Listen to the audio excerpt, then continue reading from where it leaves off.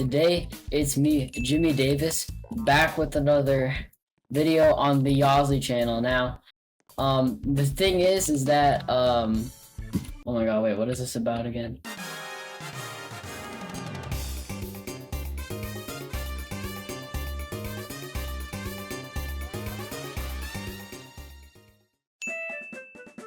It's Jimmy Davis here, a member of the Yozzly channel, and today I'm going to be talking about general combat tips, okay? Now let's get into it and let's talk about it over ranked 1v1s. Alright bro, so the first thing I'm going to go over is number 1, do not get tilted, bro. Because the thing about getting tilted is that if you get tilted a lot, you're going to play a lot worse. And so some strategies to not be tilted is that you can kind of just obviously, you can just say it is what it is, to any win or loss. But obviously, that doesn't really work for everyone. Really, the best you can do is just play so much YBA that it doesn't really matter. But yeah, I know a lot of people who get tilted, and it's really easy for them to just start playing way worse. And it's a problem that a lot of people struggle with in a lot of games. And yeah, that's basically all I have for tip number 1. And for just a reminder, you do not want to be tilted, right? It'll literally mess up your whole. Whoa, 50 RP. What rank am I? Oh. Alright, so for tip number 2, I'm gonna say keep calm and think about your actions. But yeah, think about how the moves your opponent has, because they can be a telltale for what they're gonna do next. So for example, on the topic of counters, if they don't have a counter, then you should probably play really aggressively. And same thing, if they don't have Jawbreaker, you can just hold block. You should react to things you saw in you saw when I was countering. I held block because I expected him to use his stand takeaway move, but he didn't. So I reacted to that and I countered. And so obviously reacting to things rather than predicting, that's a really obvious thing. Obviously oftentimes you predict a lot more than you think you do. And that's not good, because when you predict things, you don't you might be wrong, and oftentimes you are wrong if the person you're playing isn't very predictable. But yeah, like I said before, just think about what your opponent has and use that to assist in your predictions if you have trouble with that. Yeah, I just logged. I would've logged too. And so for number 3, I want to say don't rely on your moves, because if you use your moves a lot like the guy in the previous game, you're gonna be really bad and you won't improve, because you're not M1ing at all. You should try to base a lot of your playstyle on M1ing, because M1ing, when you can't use your moves, you have to M1, and even then, M1ing is the best DPS source of damage. So landing 2 M1s is really that's already faster. It's way easier to land 2 M1s than to land out than to throw out a random liver shot and land it. So you want to M1 a lot, because when you M1, it goes really well. That's kind of how you want to play. So don't try to clip farm and spam moves every single game, because it won't work out. And so for number 4, I want to say keep track of your opponent's stun. So the thing about your opponents is that in your combos, if you use a move, for example, uppercut to the moon, and it gets parried, that's because you didn't keep track of your opponent's stun well enough. So if they hold F, they can block it. Bro, what are you doing? Yo, Yozzly, bro, when you're editing this, bro, cut this match out, bro. This is not gonna be a very good example.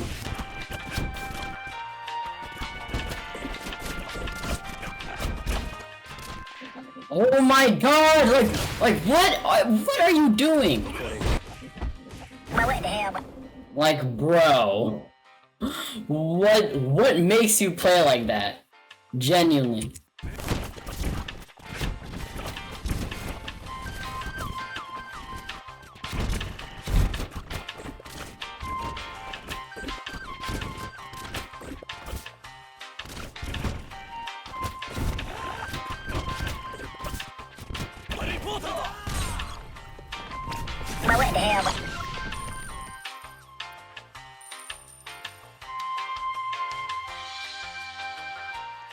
Oh my god, bro! Anyways, that leads me to my next point.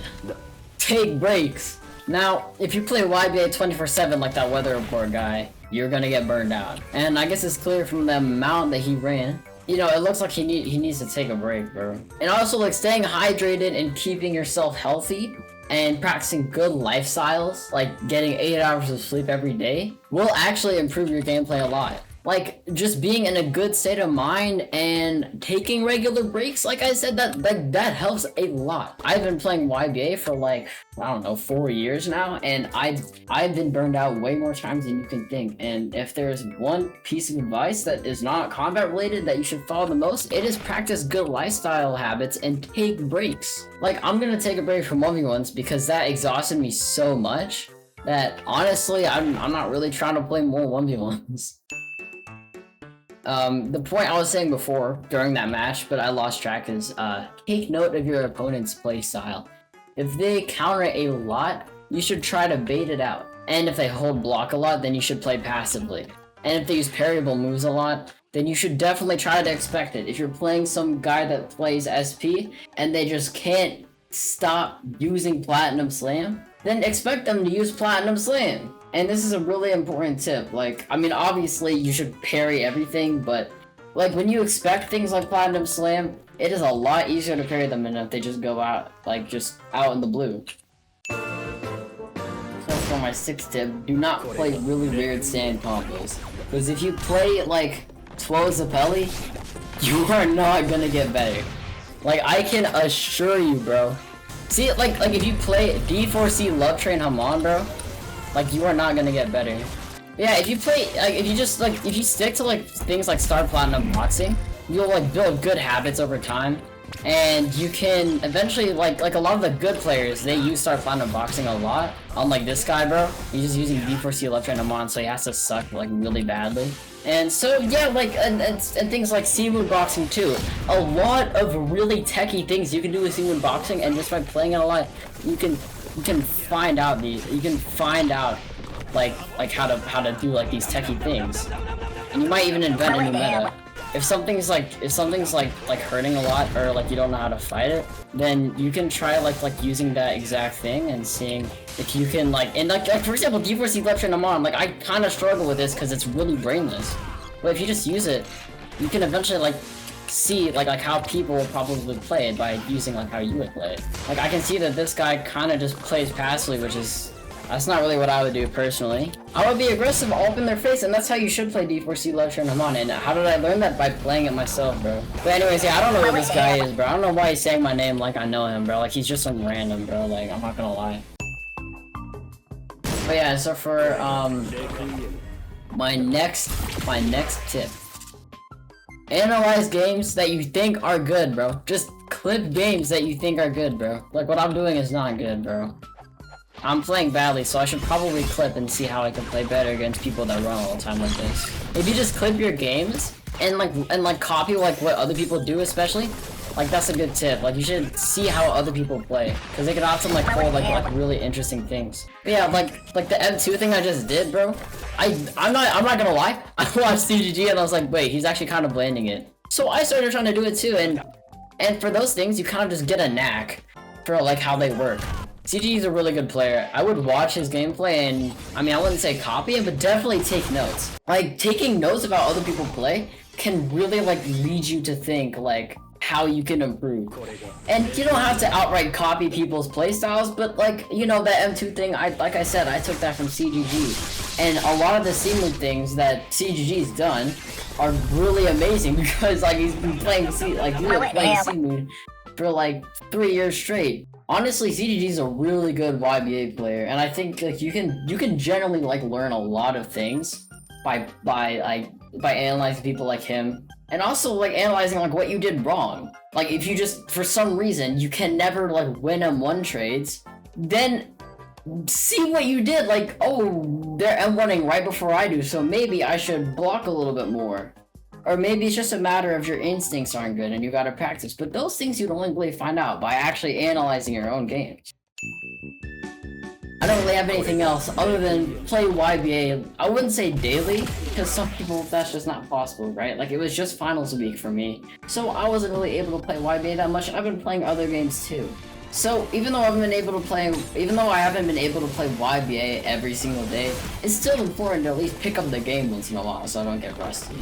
Like, there's not really much else to say other than, you know, have fun playing YBA. If YBA is really taxing to play, then just take a break. And if YBA is fun to play, then just keep going. Anyways, that's all I really have to say. Jimmy Davis out. And Yozzly, sorry for giving you a 30-minute long recording.